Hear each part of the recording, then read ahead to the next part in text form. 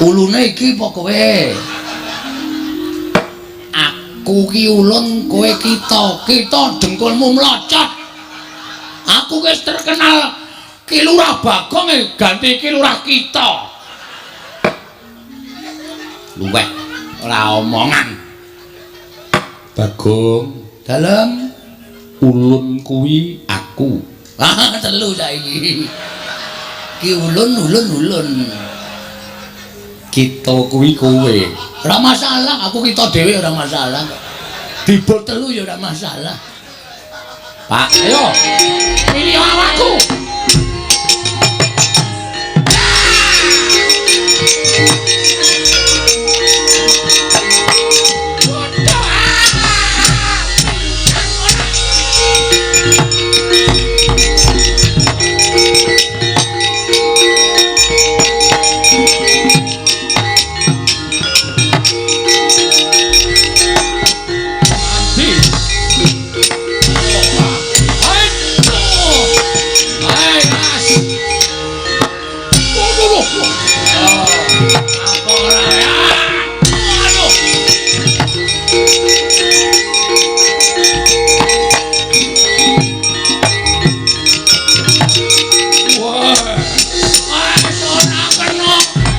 Jabut nyawamu jabutan. Awas. Oh.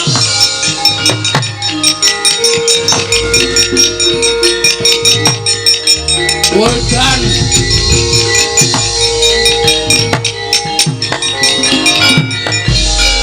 Long. Ngapa iki muda iki? Bingung aku, Tra. Mungsuh dewa doyak terus gregeten tak plotroke kathroke. Jarene wong tuwa ki nek mungsuh bangsa alus ngono kuwi iki jare kon budal. Dijoke sik dijoke. Koyo apik-apik kok. Pokoke kutuk to, kutuk ndasmu. Mangkel aku. Ben, nganu aku ora entuk kesempatan ngantem e. Ya mau dipati nganti giloro Bagong. Wong edan. Wah, wis kathokan. Dewa kok ditontoni kaya ngono. Ayo. Kowe ora gelem lu tak boyo neng kayangan, jabut nyawamu sukmamu sing tak go. Gong, ora wis didilat. Bapak nunggu bun-bun to. Jajal nggo ngetes ampuh apa ora. Oh iya, Den. Ayo jabute nyawamu. Oh, lakon mati. Ayo tak slenggarake regane nang kene ku, Tra. Santai wae wis didilat bapak.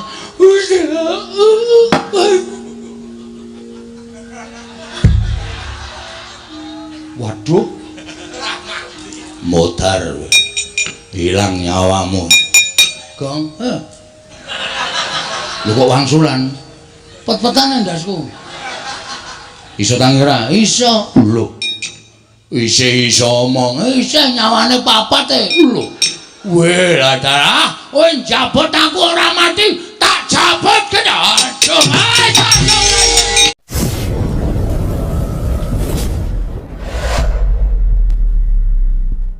Iki ngene.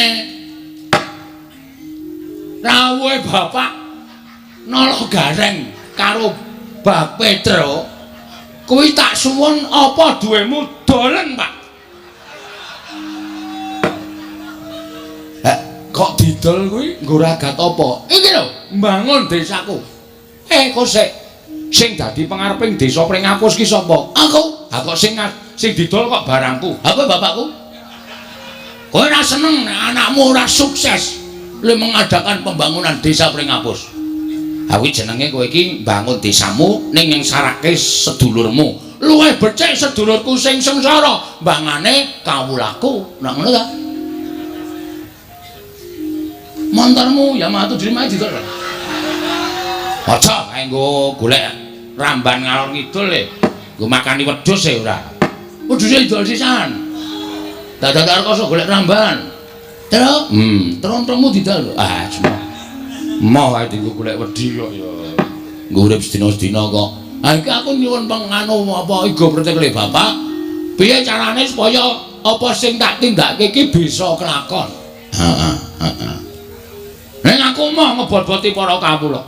Aku mau njaluk sumbangan per RT ngalor ngidul. Mau aku. Aku pengarepe darani wong tipis. Ning asline ya tipis tenan. Sik nek kowe duwe niat kaya ngono kuwi janjane sing tok jak rembugan aja aku. Lah sapa? Sapa? Sapa? Kowe iki rak ndek bendara to? Ndara Pandhawa. Ndara Sinuwun Darawati. Sinuwun Mandura. Pirang-pirang bendaramu nek kowe matur kanthi apik-apik luwih-luwih kowe nganggo sapa seral. Apa Pak? Sapa seral? Mari jegos e nel.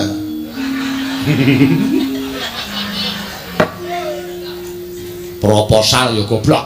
Proposal. Ah, daturke ndara-ndara. Hah? Mengko mesti entuk dana saka ndaramu Pandhawa. Aku isin, Pak. Aku wis terlalu membuat gawe ndara-ndara iki kabotan mergo duwe abdi aku. Aku mau aku. Kelakon lan orane nggonku mbangun desa iki ya ming mergo saka aku, ora ya saka aku. Mergo wis tak dadaki, Pak. Terus? Bojoku Pak tukunen terus. Nek carane ngeten menika kula mah, kula wegah nek carane ngeten iki. Kula mah nek carane ngeten iki. Lara ati kula. Ora ditanyal-tanyalke ngono iki lho. Sore-sore kok gawe hawa. Ha terus piye? Aduh, mambeng atiku, Pak. Susah aku, Pak. Susah tenan aku. Aku kebacut biya warake mring kawula sak desa Pringapus tak kelumpukke nang omahku kene. Aku nyewa to sistem sound system. Tak wara-warake. Aku kepengin gawe kesejahteraane masyarakat sarana aku mbangun Pringapus. Ning bareng aku lumpukke dulur-dulurku blas ora ana sing bantu. Bapak ya ora bantu terus piye? Aku kudu golek srana nendi wis, Pak. Bayangno. Monggo aku mesti isin. Tak wangeni sok minggu ki wis wiwit gotong royong. Ngecake semen 3 kae. Wis nek semen 3 ki ngecor ki arep tekan ngendi? Wong ngecor ki paling ora semene ki ya sedia 150 sak ngono apa piye 200 sak. Engko tuku gundulmu piye? Malah nesu to ora diomong kok malah nesu ora. Amen 3 ae. Oh, kuwi adol pit. Ya piye gong piye dalaku nek kon bantu ya ora iso wong nyatane kowe iki ya wong sekeng, aku ya wong ra duwe, bapak iki ya wong ra duwe. Apa kowe tegel? Bapak adol apa-apa supaya penjangkane anake kelakon. Tegel. Oh, laidan. Aku iki wong tegelan kok. Santai aku. Ning yo mesakno bapak. Wah, wis pusing aku to. Apa-apa wis kontal apa minggu ngajeng para sederek kita kerja bakti. Para sederek-sederek kula dusun Pringapus sampun ngantos ngedalaken menapa-menapa. Nyamikan kula piyambak. Wis tak gorengke balok itu. Oh iya. Balok wakayu rumahmu. Karo tak gaweke teh tanpa gula ayo sanane ning sing arep dienggo srana bangun apa coba? Heeh. Monggo mbutuhke werna-werna pojoke wis tak kothaki, wis tak apa jenenge? Pondasi sing wis umum kuwi. Oh. Mengkari ngedeke, mengkari golek wesi. Wohe. Aku iki nyolong entuk loro e. Wong arep bangun desane kok nyolong kuwi lho. Wis apa-apa to sing penting ora dienggo Robin Hood. Oh. Nyolong ning diku kesejahteraan masyarakat. Iya. Lah terus arep kepiye? Piye men, ra meneng wae ora mencap-mencep kowe. Aku dhewe nggagas kowe iki bingung. Sesuk meneh iki nek ora duwe apa-apa ya aja sok janji. Lah iki ning kene iki kowe tak kandhani menengo dhisik. Wong iki diukur karo kekuatane, ngono. Aja mengko ndak diarani cecak nguntal cagak cebol nggayo wulan kakean gluduk kurang udan. Kowe iki suaramu ngebak-baki desa ning ora tau ana nyatane. Nek caramu kaya ngono kuwi, engko nek kawula ora percaya karo kowe, masyarakat ora percaya karo lemu dadi pengarep piye? Mung janji-janji tok, ora ana nyatane. Ngendi sing arep ngecor dalan, endi sing arep gawe WC umum, endi sing arep gawe pos ronda tok ucapke kabeh. Ning kowe ora ngukur karo kekuatanmu. Ayo coba. Nek wis kaya ngene iki sing susah sapa? Arep aku ki beda desa karo kowe, aku wis manggon ning Karang Kadempel, ning nek ngerti gegayuhanmu ngono kuwi atiku ki melu susah. Mikir mergo kowe iki anakku nek nganti apa sing dilakoni anakku ora kelakon, kowe wirang. Apa rumangsamu kowe ora mirang-mirangke Semar? Heeh. Bagong kae sapa to? Anake Semar. Memper wong bapakne wae ya kaya ngono. Ora mung mirang-mirangke bapak. Kakangmu loro iki tok wirang-wirangke kabeh. Kae dulure sapa? Dulure Gareng. Kae adine sapa? Adine Petruk. Kowe iki wis tuwa ning teke kaya bayi. Heeh, ngresuk sok ngombe iki aku soalé, Pak. Udus. Aja kaya bayi, aku ora iso disape, Pak. Cerewet. Bathukmu montrok yo. Kandhani kok mesti sembrono. Hah? Mumpung saiki durung nglakon, kawula prengapus desamu kene kelumpukna. Kowe ngumumke nyang kawula apa anane dikandhake nek Dana Prabaya urung mlumpuk. Mula nggone ngecor dalan diundur. Maju Pak kowe ngecor. Maksude wektune Dundur piye? Njaluk wektu 3 sasi 4 sasi supaya iso klakon. Ning apa sing tok janjekke aja tok apusi. Tegese tetep kudu tok lakoni ning njaluk mundur. Mergo aku percaya penggali kawula iki mesti ya bakal iso nampa nek kaya ngono kuwi. Ning nek kowe ora gelem mundur, tok tekati, kowe nyengsarake awakmu dhewe. Urung-ora-urung mesti mung kowe adol apa-apa. Pekarangan tinggalane bapak iki mesti tok dol. Kuwi ora apik. Sing ngomong sapa? Ampun karangan aku ora tuku kok. Mengentuk tinggalan kok didol ora masalah. Wis payu Pak. Lah rak tenan to. Waduh tenan kok. Iki mengkari tanda tangan. Wingi aku dikon tanda tangan ra iso. Oh. Anjuk piye lek iso payu kok? Cap jempol. Cap jempol iki jempolku pas loro. Terus iki sesuk 3 dina kasih wis payu. Mbok kuwi ditukokke. Aja. Tak nggo tuku lemah meneh. Nek ngono kuwi apik. Ngedol warisane bapak ning tukokke lemah sing luwih jembar tok tomboki. Sing ngomong sapa? Luwih ciyut. Pancen setan nang. Kuwi apike dikapake ngono kuwi blebeke nganti mati mbok wis. Wong cah kaya ngono bapak yo betah-betahe ngopeni. Mula diundur. Lha njaluk wektu karo kawulamu pirang dina, pirang sasi. Sak kuwate, sak mlumpuke dhuwitmu. Isin aku, Pak. Wis tak deki tendae. Ngendi? Dalan ngarep kae. Eneng tenda cilik mau kae. Kanggo mlumpuk masyarakat. Terus engko karo nggo nyampur semen.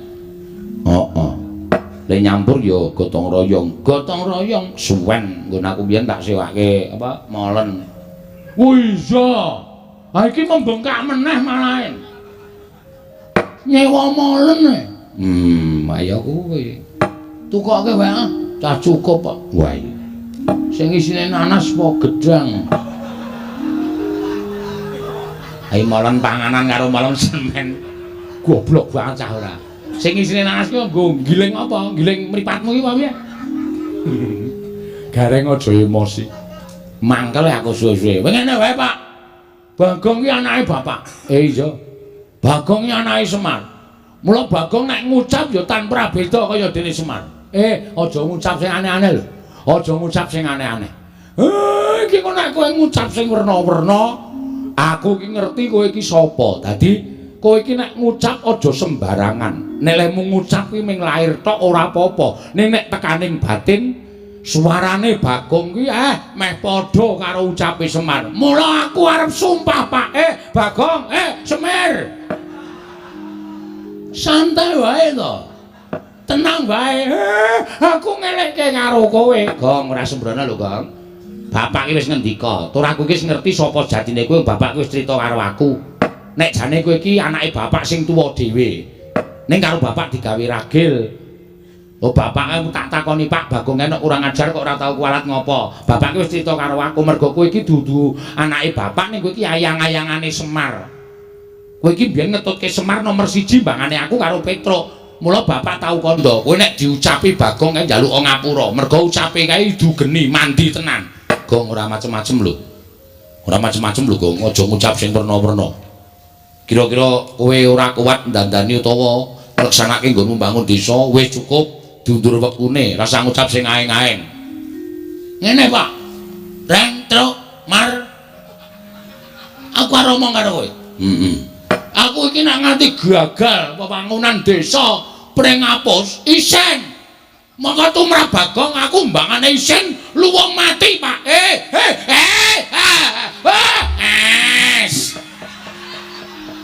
Ngendika sing apik. Kowe mundur nem. Tuthuk ketel ndasmu lho. Tenan aku trima mati tenan, Pak. Yakin aku ora goroh, aku ora macem-macem. Nek nganti aku ora kelakon nggone mbangun desaku iki, ora ujar ora kaul, najan durung ngerti dalane. Aku munggah ning kayangan, aku gugat karo dewa-dewa. Bagong kok mengguwe gegayuhan kok ora kelakon ki, dewane sing ora adil, Mar. Nalika semanten wis kawiyos ucaping Lurah Bagong ingkang dipun kuwatiraken dening Lurah Semar Badranaya. Ndara dasih ngendikane iki Lurah Semar bilih iki Lurah Bagong boten kenging ngucap sak pikajenganipun piyambak. Langkung-langkung wantun prasapa ndadosaken gara-garaning Kayiwangan Suralaya. Dados puyang payingan sanggaring para widodara widodari para Jawata, para dewa, para dewi. Krana midhanget prasapane iki Lurah Bagong tumiyup saking Dirgantara Sang Hyang Jatimurti prapta wonten ing bale wismaning iki Lurah Bagong. Wong nek dikandhane ora nggugu ya wis kaya ngono kuwi. Bareng Bagong muni aku trima mati munggah ning kayangan gugat ning kayangan Warataya. Iwang Pikulun Bathara Guru Tru. Mbah Bagong ngandhan-kandhanane ngeyel. Ning ora apa-apa. Mbok menapa bapak iso wangsulan wong Iwang Pikulun Bathara Guru kuwi adine bapak. Iya ya muga-muga iso dirembuk. Kono wong kok malak. Malak piye? Kancane tangane loro kok iki papat. Lah diantran karo sapa-sapa kok ora ndi. Gong wer. Tok petok. Iki Bathara Guru ya, Nyok. Weh. Lho kok yaene lagi menyang. Murid ele ngenteni ra ya cilaka to. Wedhus. Kuwi Bathara Guru, dewaning para dewa sing lenggah ana ing kayangan. Walah Kulon Praga. Kulon Praga ngendi ajare Sri Kayangan. Kayangan Suralaya. Lho ya apa, Cak? Kok Cak piye? Jare Surabaya. Kuping iki nek bosok ora. Suralaya, Sang Hyang Manikmaya. Ya Jatimurti kuwi adine bapak. Wah. Selamat Om. Wah, aku kok malah merindang-merinding ya, Tre. Aku sing keweden ki aku Bagong kok ya kepenak wae lho. Heeh, aku ya gumun. Om pilahing. Lho malah janturan. Awigna mastu namat sidang. Bagong halus banget. Wangsulan. Kula Sang Hyang Pukulun ulun ngejawantah ana ing wisma kita. Piye iki? Ulun ki sapa, Pak? Ulun ki aku. Antil modar we. Jare Semar ganti ulun, engko ganti Ki Ageng. Ora positif. Wah, suwe iki le ngedongke Bagong suwe. Ini tak andani ne. Basa Dewa, kuwi nek ngarani aku ulun. Iki sing positif piye? Ulune iki apa kowe? Aku ki ulun, kowe kita dengkulmu mlocot. Aku wis terkenal Ki Lurah Bagong ganti Ki Lurah kita. Luweh ora omongan. Bagong, Dalem ulun kuwi aku. Ah, telu saiki. Ki ulun. Kita kuwi kowe. Ora masalah, aku kita dhewe ora masalah kok. Dibot telu ya ora masalah. Pak, kowe wae sing ngendika, Pak, nek Bagong ora rampung-rampung. Kakang Semar. Apa Guru? Kula ingkang sowan Kakang. Iya. Slamet tekamu. Basa Mir. Karo dewa kok ora basa. Iki adine Semar, Gong. Ayo aku mau nyeluk om kok ora diwangsuli. Kowe aja nyeluk om. Kowe iki guru adikku. Slamet tekamu, Guru. Pangestunipun Kakang Semar. Niring sambi kala. Kula ngaturaken bekti Kakang. Ya tak tampa. Bekti kula Pukulun. Dari Bathara Guru kok Pukulun. Bathara Pukulun apa Bathara Guru? Ya nala gareng ulun tampa. Pangestu ulun kebat kita tampani. Wah, kitane tambah siji. Reng. Apa? Kowe laku grup kita. Ya, sakarepmu. Kula ngaturaken bekti kula kunjuk Pukulun. Iya, Petruk ulun tampa. Pangestu ulun tampanana kebat kita tampani. Telu saiki. Kitane tambah siji. Petruk ya melu grup kita. Weh, garang ki curang kuwi. Mau melu grup ulun saiki grup kita. Sing positif lho. Bagong, Nun. apa to sababe dene jeneng ulun prapta ana ing wisma kita? Niki malah angel lek kula jawab. Wong sampean sing rawuh kok sampean paring pangandikan apa to sababe? Ambuh. Kula ora iso maca batin panjenengan. Bagong, kita kuwi pancen keladuk wani kurang geduga. Mekaten inggih. Kula ngaturaken bekti kula kunjuk ngersa paduka Pukulun saking kita Pukulun. Iya, ulun tampa. Nggih. Pripun ulun? Rawuh panjenengan ulun wonten ing omah kula menika wonten pigatos menapa ulun? Kita nyuwun priksa kalawan jeneng jeneng Rika ulun. Kakang Semar. Piye? Aja sambat mumet lho. Dewa kok mumet ya ora ana. Nggih. Anggen kula prapta wonten ing mriki krana kula menika midhanget dhateng prasapanipun titah. Wondene titah ingkang prasapa menika kala wau mboten sanes kejawi namung Bagong, putranipun Kyai Semar, Kakang Badranaya. Monggo sejatosipun Bagong menika rak sanes putra panjenengan Kakang. Nanging menika dumados saking wewayanganipun Kakang Semar. Duk nalika Kakang Semar minggah wonten ing Kayuwangan nyuwun rencang dhateng ingkang rayipun Jatimurti tumunten kula sowanaken Sang Hyang Bathara Tunggal. Dening Kanjeng Rama ayang-ayanganipun Kyai Semar dipun puja wujud lare. Inggih menika Bagong. Ateges Bagong menika kekiyatanipun meh sami kalian Kakang Semar tinimbang Nalagaring menapa dene Petruk mila sakmangke wangsul wangsul kula wanti-wanti Bagong menika menawi ngucap sampun ngantos ngawur mangke mindhak kedadosan saestu amargi ngibaratipun Bagong menika idu dados geni ngapusi iki kok ngapusi piye aku wingi ngedoni uwuh ora kobong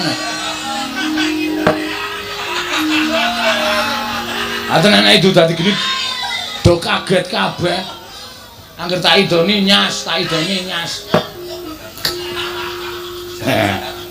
maksudnya itu dadi geni iki sak ucape dadi oh ngono to iya mila sasampunipun Bagong menika kala wau prasapa utawi sumpah Kakang Semar mugi dados ning kawuningan kayangan geger kathah sangganing para dewa dewi ingkang boten kiyat nampi sumpahipun Bagong sami keplajar nungsang puyang ninggal dhateng kayuwanganipun klebet Suralaya horeg Rungkat Bali Martya Kundha nalika semanten tumuli kula dipriksa dhateng kawontenanipun jagat jebul Bagong ingkang ndawahaken prasapa ing mekaten Kakang kula nuwun sewu boten ateges kula wantun dhateng Kakang Badranaya namung Kakang kedahipun nglenggana dhateng kalepatanipun Bagong mila dinten sakmangke kula piyambak boten utusan dhateng sinten-sinten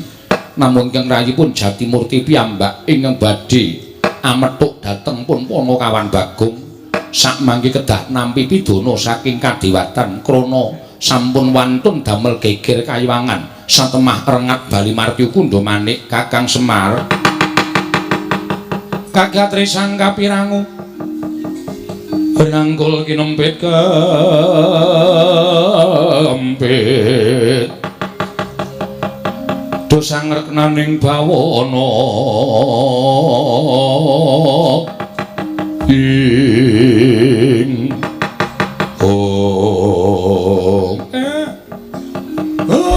pancen aku nglenggana lupute anakku pancen wis pancen disengaja mula guru mbok ya aku wene ana pangapura ora Bagong sing njaluk pangapura ning bapakne Bagong sing njalukke pangapura karo Bathara Guru supaya anakku Bagong aja nganti diboyong eneng kayangan aja nganti diwenehi pidana merga nggone wis keladuk wani nibake sumpah aja ya Guru ene ana pangapura ngopo to Pak aku arep dijak nendi ya Pak kowe arep digawa ning kayangan alhamdulillah cah kae radong kok ya.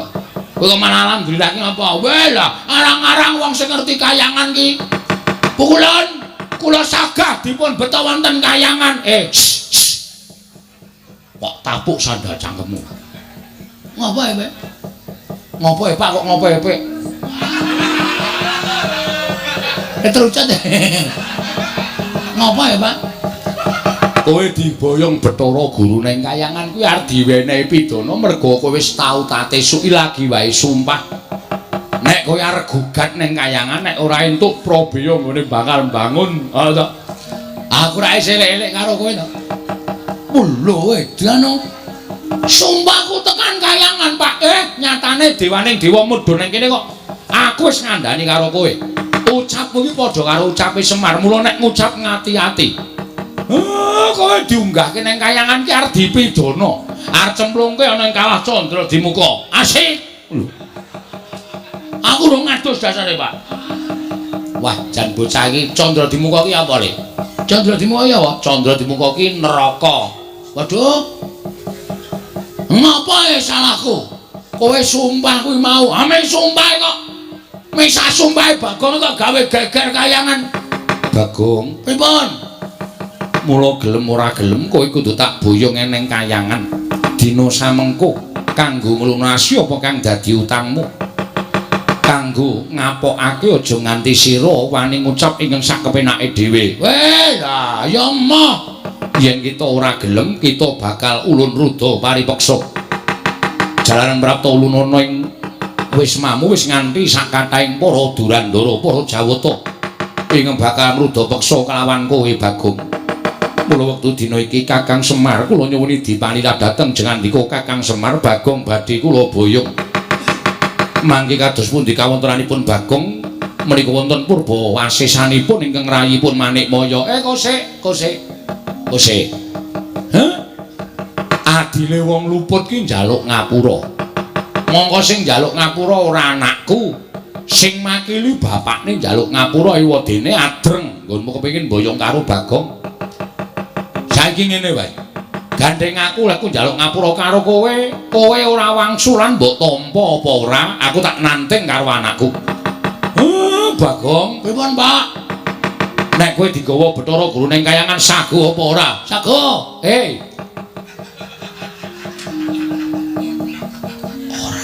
Hah? Ora. Engko. Nek kowe diboyong ning kayangan sago apa ora? Ora, Pak. Ah, bagus. Nek kowe ora sago, tegese Bathara Guru arep meksa karo kowe. Nek kowe arep dipeksa karo Bathara Guru, kira-kira kowe piye? Ngibarate kaya dene cacing kepidak menungso. Kecekel tukang mancing. Dinggo umpan. Ora tekan gone kanggo ngomong wae. Cacing kepidak menungso ki ngolet.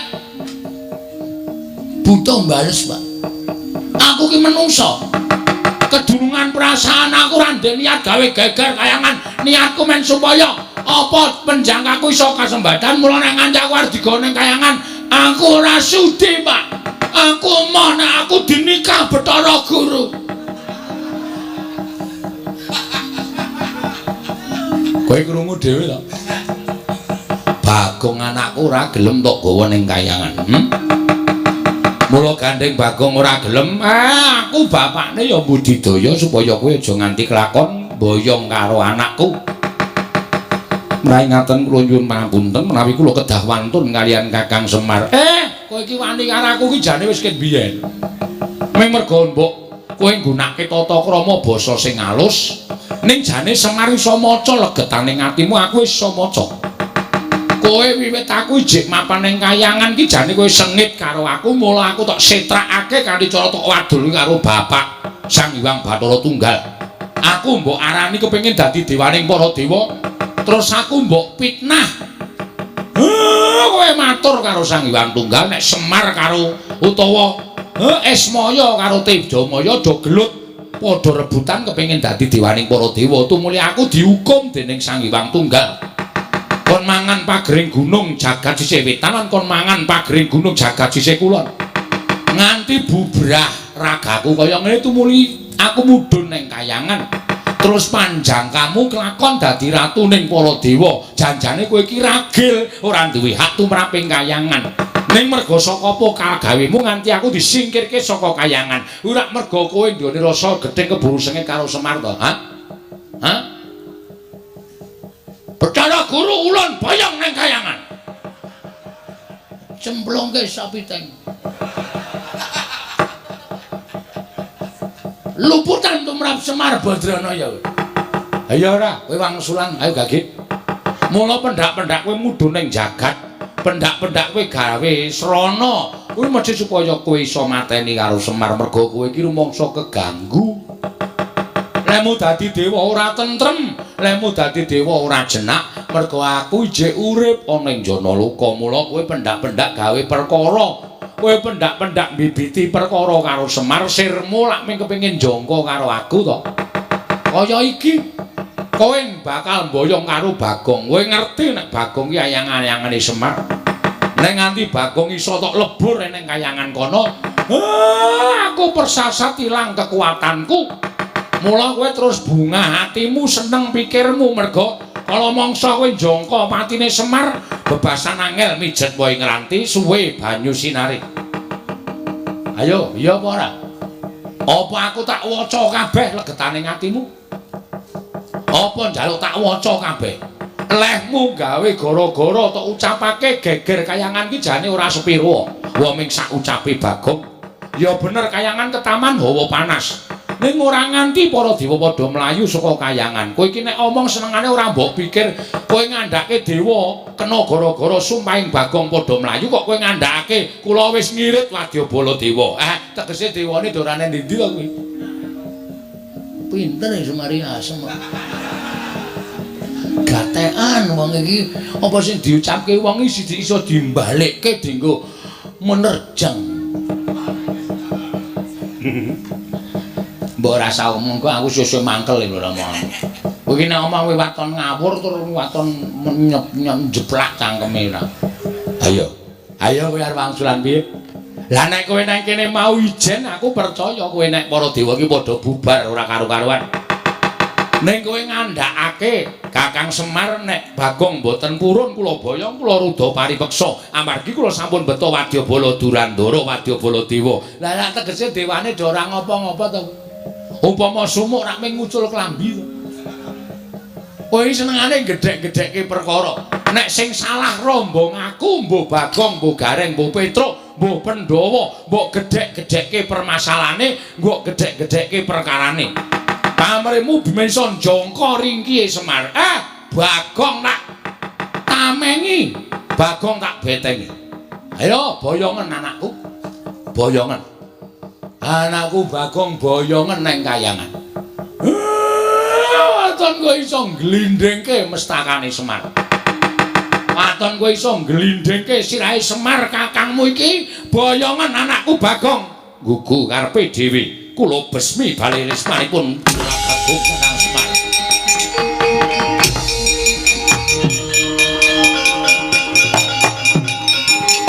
Matur nuwun, Pak.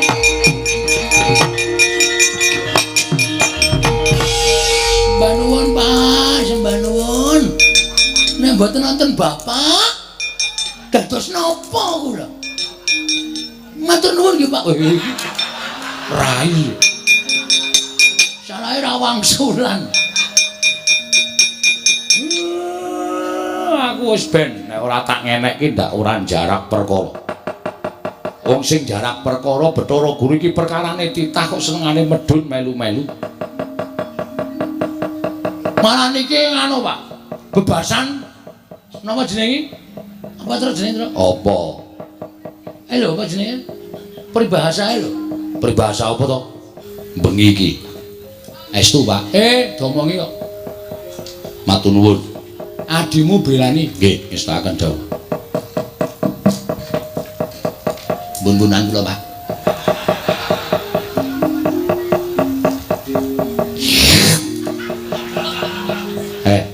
Wah, maknyes. Edian. Kula ditumbak ya ora temomo, ora. Disuduk keris ya ora temomo, ora. Circle ya ora temomo. Ora. Leleng iki aku arep ngajar dewa-dewa terus. Ya. Halo, Pak. Kowe arep melu perang apa? Melu. Ibuku wis entek. Wih, senengane kok. Liyane wis waton teles. Aku ora kepoyo. Gamu men. Eno. Ora dikai aku ora. Wis. Wah, edan. Nang mripat Padang ya, Tru. Ketetesan soalé ngono. Kula mboten lega ora sing manah kula.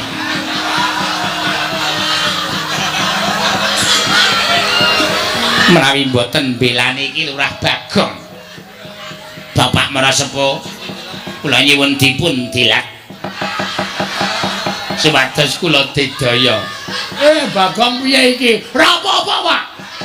Yakin? Iki anakmu apa? Iki anakmu padha karo kulit dagingmu. Kowe engko ndak duwe panyokro bawa sing ora-ora karo aku. Iki sing njaluk bojomu lho. Ora masalah, men bojoku gleleng. Ngombok menawa melu perang ya nem. Nggih. Monggo iki Lurah Semar kula trindilat dateng kula. Bagong piye, Bagong? Waduh piye ya? Nun Bathuk. Oh nggih. Lali kula. Yen pangapunten Bapak Semar ngen bathuk. Nah, ngono bungkuk ora.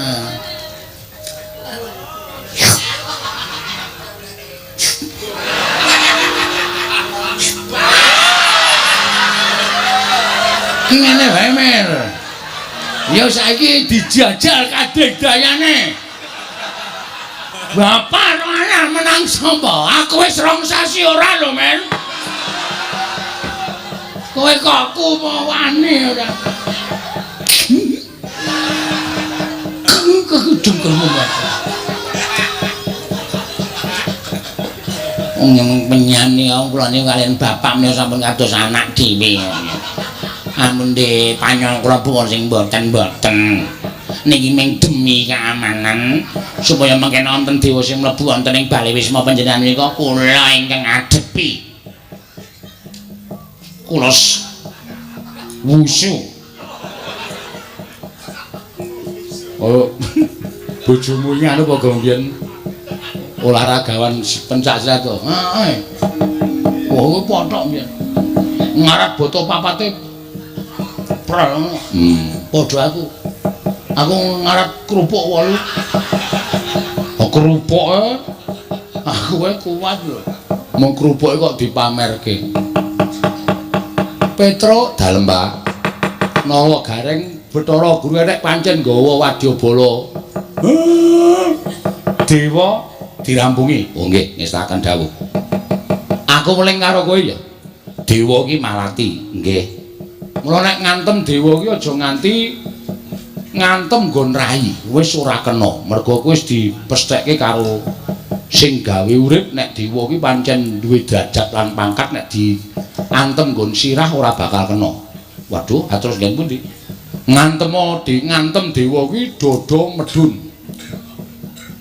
Dodo medun. Pupu angsal entuk. Weteng angsal entuk, waton dodo medun. Ya, Tru ya. Ha iya. Omonge. Nek diantem nggon weteng ra apa-apa, nggon pupu ra apa-apa, diplotot wae. Kuwi le mari 3 dina rarang-rarang. Nganti sone matuk ngono lho. Bakon. Awi pusaka. Ha iya. Kelemane nang kono kuwi. Nawa gareng karo Petro kowe mangkat to dhisik. Ndika ngestaken dawuh. Nggih, Pak, ngestaken dawuh.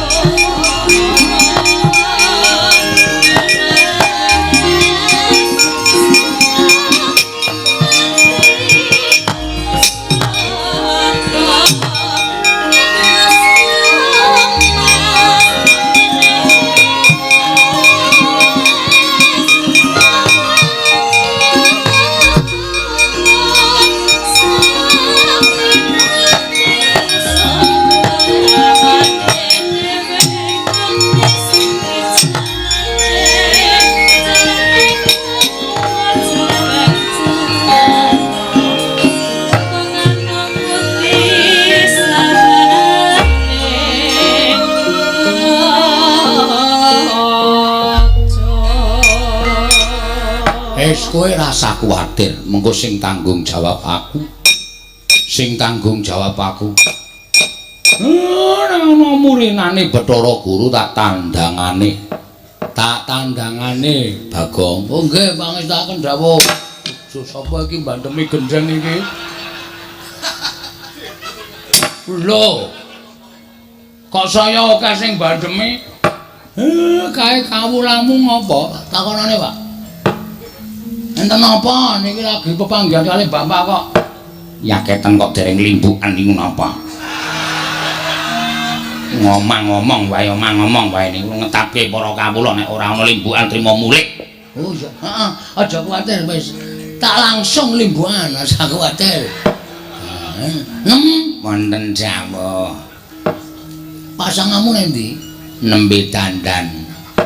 Kon rene cepet iki masyarakat wis protes. Oh nggih ngestaken dawuh. Lha aku arep ngopo-ngopo sak karepmu, Pak? Aku tak ndelok limbukan. Tengok pojok kono. Kae sing ora kanggo kae ana wedine iki parekan ban ceti mundur. Wis bali. Nggih ngesta. Amplope ning dhuwur meja. Nggih. Ngestaken dawuh. Sewan kelam sandangan ning dhuwur meja. Nggih ngestaken dawuh. Nggih ngestaken dawuh ki Lurah. Wis dadi sampun kon rene.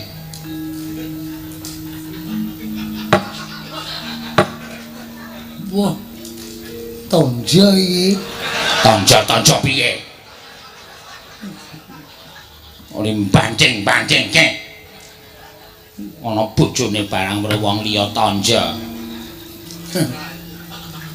Pripun Mbak Yu? Iki didhawuhi karo Masmu supaya awake dhewe tetembangan suka-suka parisuka. Lah nggih monggo mawon. Apalmu gendeng apa? Prau layar. Wis kuwi malah gayeng matuk lan cocok. Ayo diwiwiti saka jejogetan sikik, Ngger. Ayo Mbak kula dherekaken.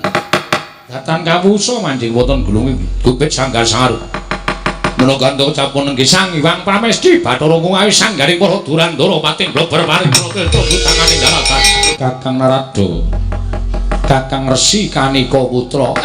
Kencang warudaya pak papong bu boleng kali codhe sapa sing gawe punapi di mboten nginten babar pisan bilih Panakawan Bagong berguguk mutawatun mboten purun kula boyong wonten ing kayuwangan Kakang mesti apa jenengan menika kula kinten nggih kurang gawean nuwun sewu kirangipun menapa Adi Pramesti Bathara Guru anggenipun mangreh sangganing para titah kewajibanipun kathah ning kok panjenengan menika ngurusi karo perkarane Bagong ngatasipun Bagong menika namung darbe kepengin bangun desa tumuli ndawahaken prasapa monggo sumpahe Bagong menika mboten damel menapa-menapa wonten ing kayuwangan lajeng panjenengan golek dak-dakaning pasulayan dianggep Bagong nerak pacak nerajang perbatang tumunten badhe dipun hukum dening Paduka Adi Pramesti Bathara Guru kula nuwun sewu lho. Nek upama Bagong dihukum panjenengan menika janjane niate napa ta kula kula nyuwun prisa. Kakang Narada menapa panjenengan boten ngertos legetaning manah kula. Estunipun manah kula menika wiwit rumiyin boten gathuk tuwin boten condong miwah boten mathuk kayan Kakang Semar. Lah terus lupetipun Kakang Semar menika menapa cobi kula nyuwun prisa. Wong nyatane papane ya dhewe-dhewe panjenengan wonten ing Suralaya Kakang Semar menika wonten ing jagat. Kula kinten Kakang Semar menika mboten nate tumindak menapa-menapa dhateng Paduka Adi Pramesti Bathara Guru. Ming penggalih panjenengan ingkang semunipun mboten jenak. Semunipun mboten tentrem menawi Kakang Semar menika nggadahi moga langkung-langkung atmajanipun Kakang Semar nggadahi gegayuhan. Monggo gegayuhan ora ana apa-apane. Nuwun sewu mboten wonten sambung rapetipun kalian kayangan panjenengan lepataken luwih-luwih sing gegayuhan Panakawan. Menika jenengipun panjenengan menika nuwun sewu lho. Panguwasa kinarya gada. Pemenang dinggo sewenang-wenang menika mboten mrayogi. Mong merga lambarane keburu sengit, keburu gedeng dhateng Kyai Semar saat majanipun. Menika mboten sae lho, Di.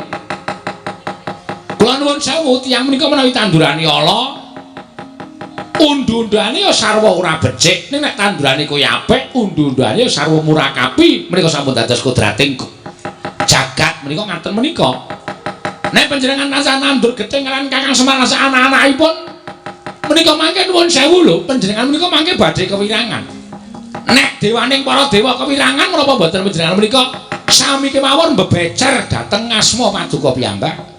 Mangke menika kula ning kewirangan ndak kula melu-melu pokoke kula tunggak waru godhong dadap. Tegesipun menapa? Narada ora melu-melu ora melu nggarap pun cekap semanten. Nek ngaten panjenengan boten jumurung lekasipun Bathara Guru, kula dukung. Kula jumurung. Kula menika ndederek. Waton pertanyaan Adi Guru menika nggadahi lekas ingkang sae, gegayuhan ingkang sae. Ning nuwun sewu. Nek pakartinipun Adi Pramesti Bathara Guru menika mboten sae ngalisir saking anggrang-angring kautamaan kula nuwun sewu kula mboten melu. Mekaten Kakang nggih. Nanging ngaten lenggah ingkang sekeca kula piyambak ingkang badhe bondo kelawan atmajanipun Semar. Kanthi cara mekaten Kakang Semar sampun boten gadah kegiatan merga atmajanipun badhe kula cemplungaken wonten ing kawah Candra Timuka. Monggo, monggo. Ajeng cemplungke kawah, ajeng cemplungke wajan menika. Panjenengan iki gadhe Purwawisa. Wis kana, Indra do menyang kana. Kowe do ora mikir apa piye? Ming semagoh karo dawuh Adi Pramesti Bathara Guru. Kowe ora ngerti mungsuhmu kuwi ora wong baen-baen. Ketoke mungsuhmu ki ming nala gareng karo Petruk karo Semar. Nek arep do mlebu ICU ana do mangkat. Remuk kabeh kowe. Arep nyama Diwati ku to njabut nyawa, kurang-kurang bejane jabuti untumu karo nala gareng. Do menyang Indra Brahma Yama Diwati penyarian mangkat dina iki. Niki ngesaken dawuh paduka Hyang Adi kula.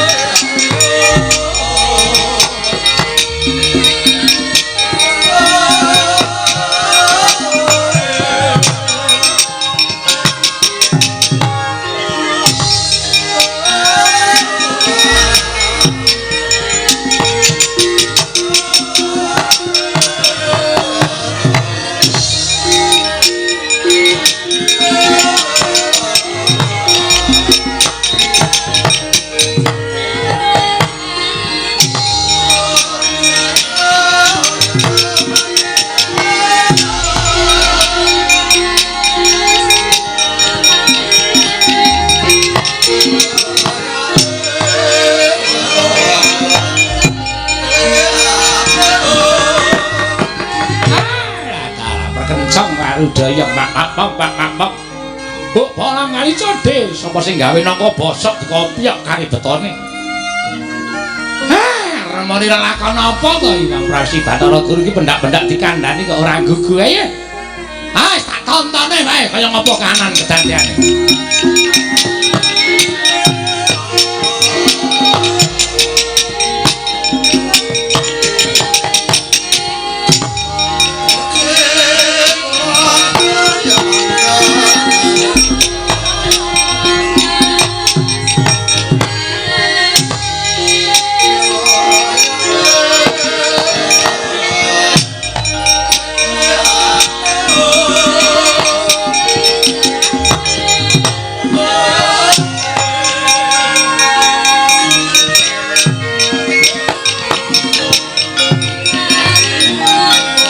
Pacarian putra lamun kawekasan yeka wisanggeni maya Wisnu Pratenta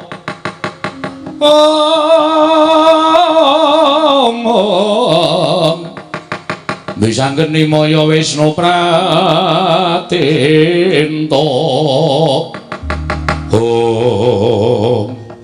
wah dewa do tekan kene ya Tru. Heeh. Monggo dewa ki nek mlaku kok ora ngambah lemah ya. Kaya demit ya Tru. Heeh. Ning arepe kaya ngopo awak dhewe sebacut diwenehi jaya kawijayan karo bapak. Nglabuhi karo celeng gudiken iki. Merga saka niate sing aneh-aneh nganti kahanan geger kaya ngene iki. Jane kuwi ngopo to, Gong? Kowe jane ikhlas ora ewangi aku. Nek ora ikhlas ora masalah. Do mulih ngono. Wis mau dikandhani karo bapak didilat bathuke mbun-mbunane karo bapak. Men dadi wong digdaya barang tekan ngene ngundamono wis setan kowe.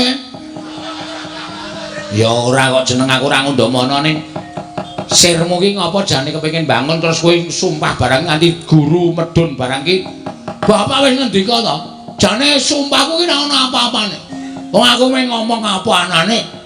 Nek merga guru jane mung golek dak-dakan ning pasulayan karo bapak. Mekasan sumpahku kuwi dienggo dak-dakan ning pasulayan karo Bathara Guru supaya iso tekan kene. Wong ngerti to? Kowe iki jane ora mbelani aku, ning mbelani bapak. Ha iya. Ha iya. Perang. Lah kowe ngopo? Lho, lenggahan munjuk kopi. Nonton wong perang. Biasane kowe iki sing perang karo aku gareng iki cah ringkih kok. Wis didilat bumbunane. Garenge ora tedas apa-apa. Ya Reng, kowe iki ora kok mung ora tedas. Kowe mangan balungane ora tedas ya Reng ya. Sekarang untune wis entek kok ya. Maju. Siap. Ora tak siapke linmas ki. Arep tuman ora. Wis tak dadekke keamanan kok. Cangkemmu, lencangkemmu kok cangkem. Suram Sembrono, minggiro, pancen kowe mau perang kowe mundur. Tangane karo Petro. Heeh, pasrah keselamatan ya, Mas. Iya, aja kuwatir, Dik. Heeh.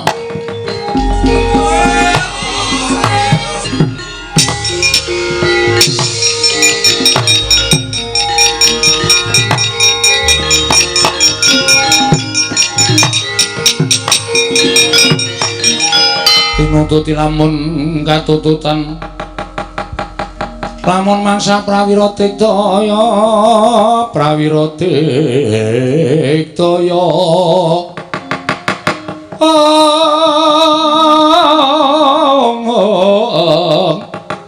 runanggana magawe gelarira wang-wang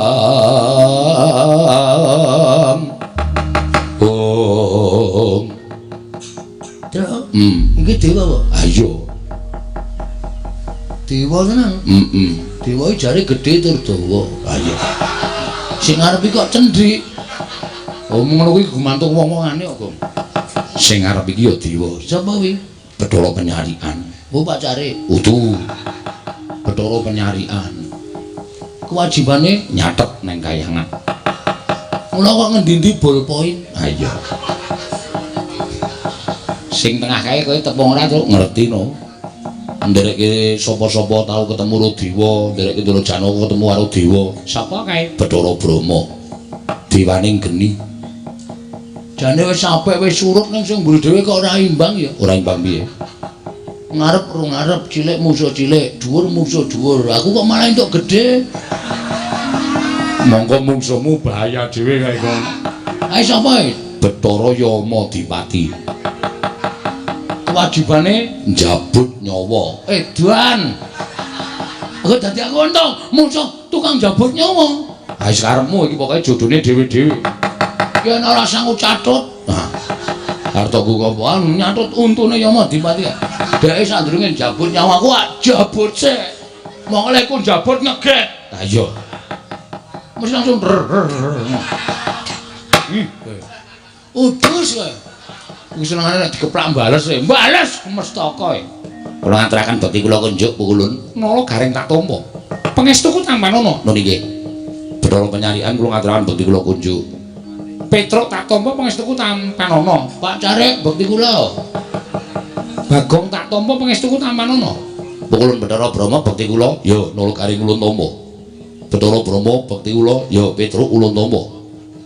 Bathara Brahma. Hah? Brahma ora Grama. Bathara Brahma bakti kula katur. Ya Bagong tak tampa. Pukulun Yama Dipati bakti kula. Ya gareng tak tampa. Bathara Yama Dipati bakti kula. Ya Petruk tak tampa. Yama Dipati bakti kula. Ya Bagong tak tampa. Ora ngecer. Wah, jabut nyawa, jabut untukmu. Wonten menapa pukulun? Nala garing pripun? Aku entuk jawing wang pikulun Jatimurti. Ya pepundhenku, nggih. Kinan bondo karo Bagong, merga Bagong keluputan. Wani ngucapake sumpah nganti gawe gegering Kayiwangan Suralaya. Mula wektu dina iki Bagong bakal tak bondo, tak unggah ning kayangan, tak cemplungke ning Kawah Candadimuka. Wah, sawerna-werna to, Gong. Nuwun sewu. Kula wis didhawuhi kalih Bapak Semar kinen mepalangi sapa kemawon sing ajeng gawe kapitunaning Bagong, gawe cintrakaning adi kula Bagong. Ora mawas menapa menika dewa, menapa menika wadi, menapa menika wada. Tetep ajeng kula pepalangi. Lho, kowe wani karo para dewa sing nawedeni apamu? Bagong ora salah ora luput. Bathara Guru tedhak ning Madyapada ngluputke Bakau Mendika pawadan nggone sengit karo Semar. Iki asline ngono kuwi. Wah, buk terus nek. Ayo ora. Terus saiki tak takon karo sampeyan. Nek ora iso ora usah dijawab. Tak takon karo sampeyan. Kena apa kok dewa ki ado sengit karo Semar iki jane masalah ya apa? Lho iki Bathara Guru ki kok sengit karo Semar jane masalah apa? Aku tak takon karo kowe. Aku tak takon karo kowe, masalahe apa kok sengit? Lho, kowe malah ora basa bareng karo aku. Lho, aku arep gelut kok dadak basa. Ngendi ana wong gelut kok basa? Ketiban asta kula jengkelang kuwandanira. Antene ora serem. Ayo, arep muni piye kowe? Yen ngono kowe wani karo para dewa sing nawedeni apamu. Ora minggat swarpaku tiban tangan kene margane patimu. Leng, eling. Apa, Tru? Dodo medun. Oke, siap. Reng, eling. Dodo mentuk. Wah. Ora kena. Jabut nyawamu, jabukan. Awas.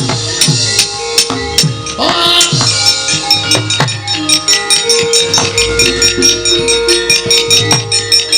Wedan.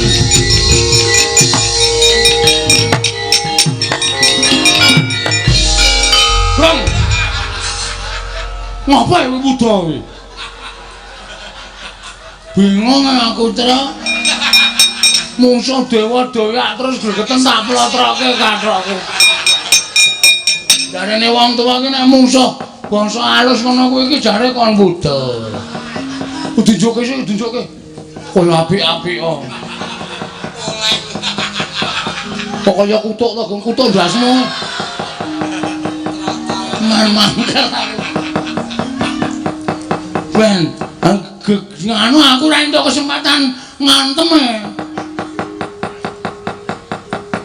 Ya mau dipati nganti giloro Bagong. Wong edan. Wah, wis kathokan. Dewa kok ditontoni kaya ngono. Ayo. Kowe ora gelem lu tak boyone kayangan jabut nyawamu sukmamu sing tak ko. Gong, ora wis didilat. Bapak nunggu bun-bun to. Jajal nggo ngetes ampuh apa ora. Oh iya, Den. Ayo jabute nyawamu.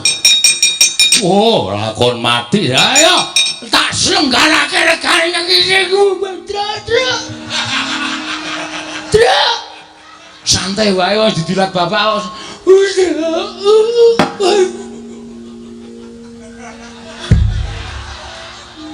Waduh. Modar. Hilang nyawamu. Gong, lho kok wangsulan? Pet-petan ndasku. Iso tangira? Iso. Lho. Iso omong. Iso nyawane papat e. Lho. Weh, ladara. Kowe jabut aku ora mati, tak jabut kene. Aduh.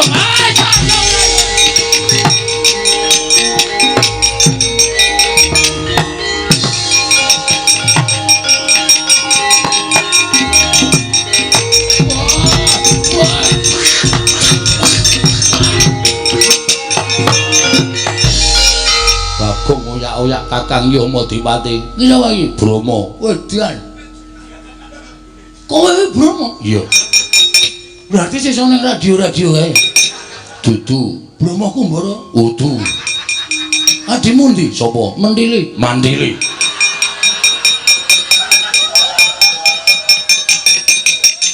Aku dewa. Dewa apa ora minggat jabut nyawamu.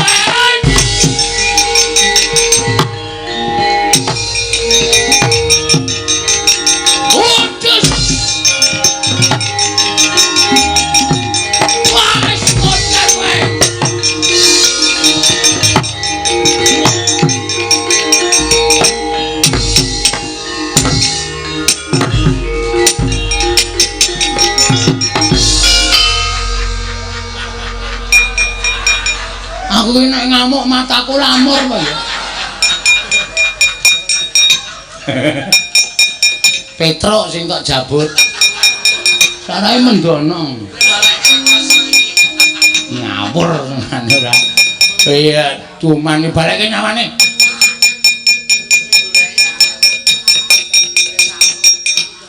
Wis. Wong edan. Wong aku tekone kaya ngono ora geger dewa-dewa terus. Heeh. Tak jabut kabeh. Oh, urung ana sing rumendel tak jabut. Saking mangkelku. Ha iya.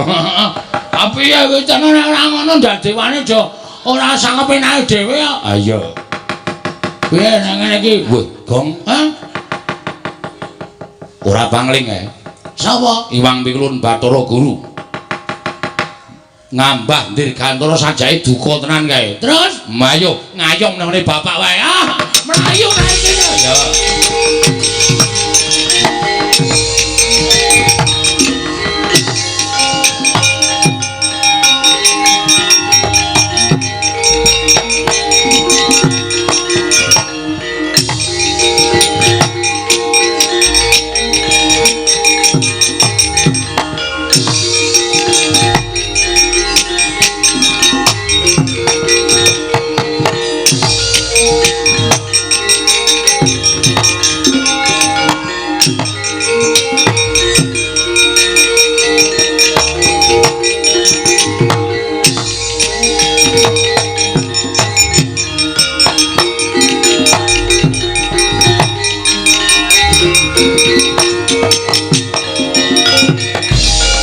Marika den mrayitna. Wis muga-muga penjangkaku kelakon ya, Tru.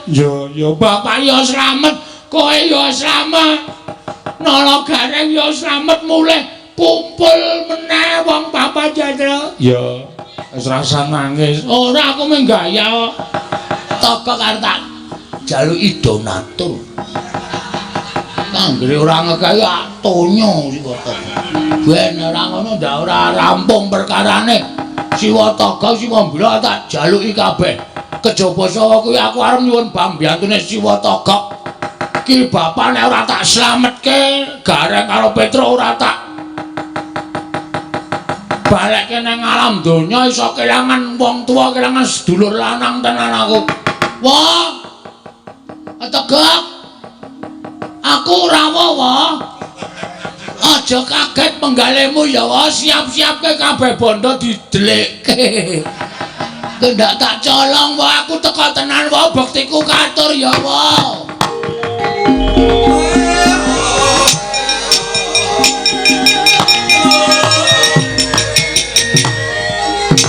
Madyaning padukuhan Jurang Porong. Awaring wujud padukuhan ingkang gemari palojinawi. Katon tetanduran ijo, royo-royo kumricik banyu sendang. Ing nganjuk ing grojokan. Satemah karya asri madyaning padukuhan Jurang Porong. Sinten ingkang madyaning padukuhan menika ta warnane? Pamomonging para nalendra ing tlatah Sabrang. Nenggih Ki Lurah Togok, ya Ki Lurah Catugara, ya Sang Teja Mantri.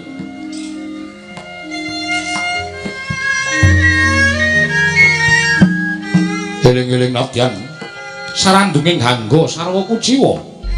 Parandene tilas jawataning Suralaya. Atmajaning Sang Hyang Bathara Tunggal. Nenggih ingkang pewisik Sang Hyang Tejamaya. Ya Sang Hyang Catugara. Risajana deng lenggah madaning pendhapi Bali Wisma. Katingal asri lamun dinulu. Dinadhep nenggih ingkang rayi Sang Sarawita ya Ki Lurah Bilung. Sawetawis biasa kejagung parandene datan wonten yosing pangandika. Abdi Panakawan kekalih dadak sakala mangke.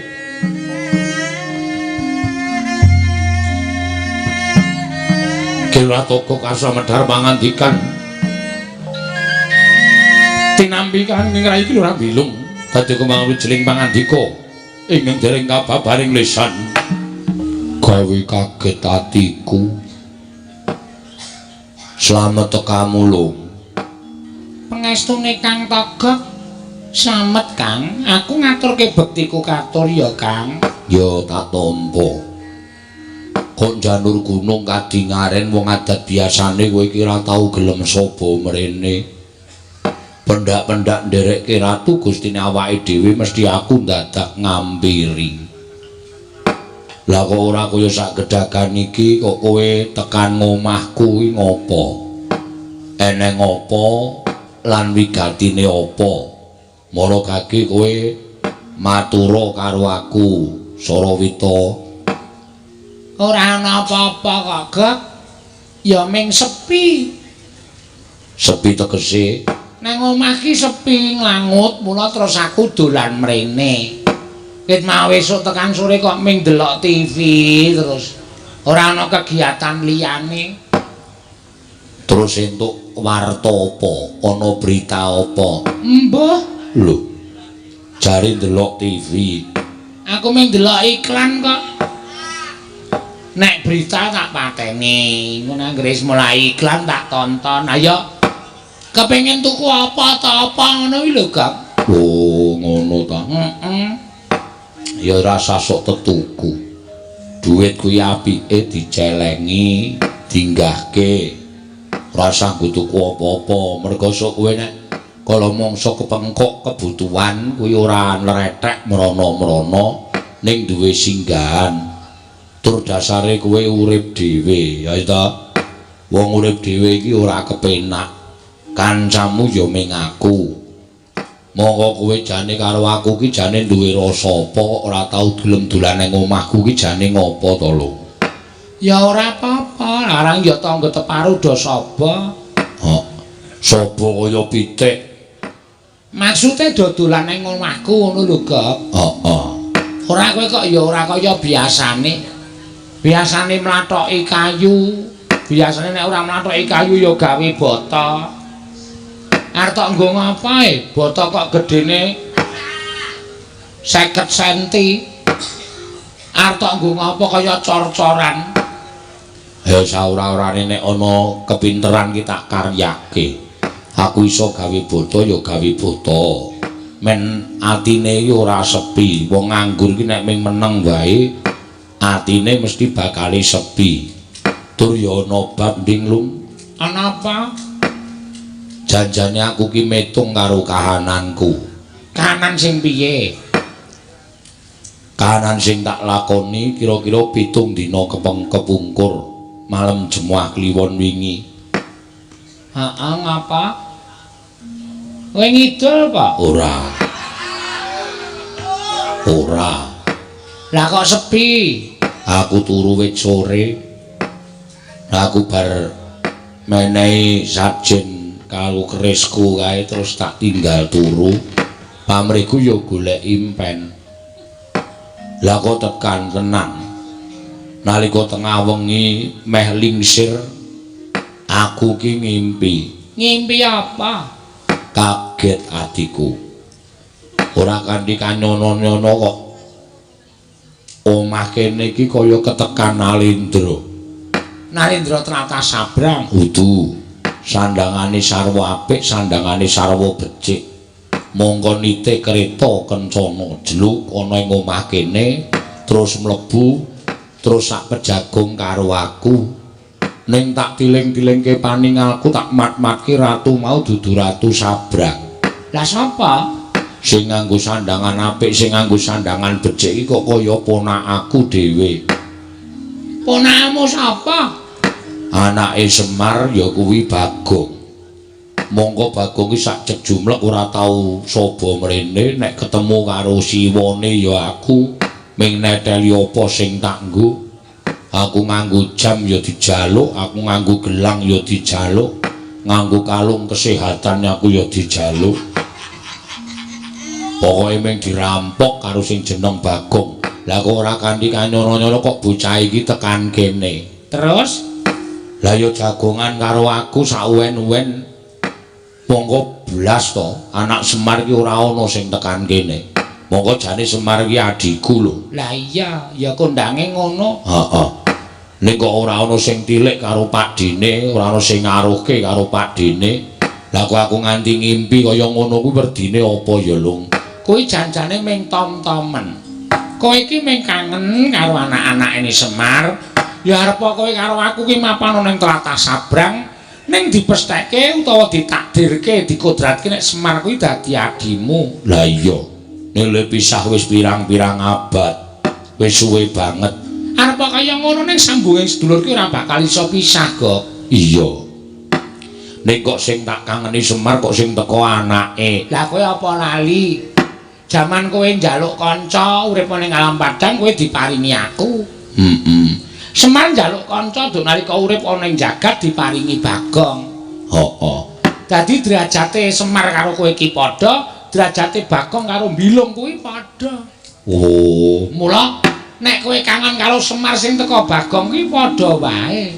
Padha karo nek Semar kangen karo kowe sing teko aku kuwi ya sama dulu. sama saja. Sama saja. Ngono lho maksude. Heeh. Ning apa yo bakal tekan kene tenan yo cahidan kae. Wis rasa tok arep-arep malah entek-entekan kowe. Engko bifete dijaluk, korsine diusung. Wong kae iki wong nekate ora jamak-jamak. Ning aku kok duwe pandak 8. Pandak apa piye? Dina iki kok ngarepan kuwi jagone do tarung. Lah karang do nyoba e. Oh. Brenjake do ganter-ganter. Suarane wit esuk mau ora leren-leren. Nek kowe sing teko ora mungkin mesti ki eneng wong sing arep tekan kene. Ya muga-muga bener wae, Kok.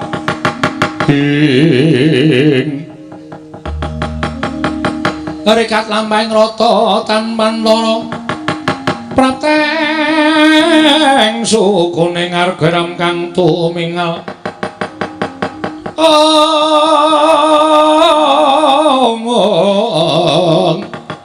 Geram kang tumingal dendeng saengga praja. Ucap kacarita nalika semanten. Eling-eling ki Lurah Togok nggih Sang Hyang Catu Goreng Jawantah. Sak ciptane dadi sak sedyane ana. Ngraosi bilih jurang porong badhe ketekan dayuk. Dados sakuling mangke ingkang bletek-bletek saking ketebian. Mangono pangudas marane ora ayo kejaba mung ki Lurah Bagong. Ingkang sowan ngersanipun ingkang wa ing padukuhan jurang porong. Mangkono pangudas marane ki Lurah Bagong. Assalamualaikum, Wak. To. Gewis. Ya wis, to. Gewis tangane ning dodo. Tan Samar pamoring sukma sinukmaya winah ya sepi. Sumimpen lenging kalbu pambukaning warana.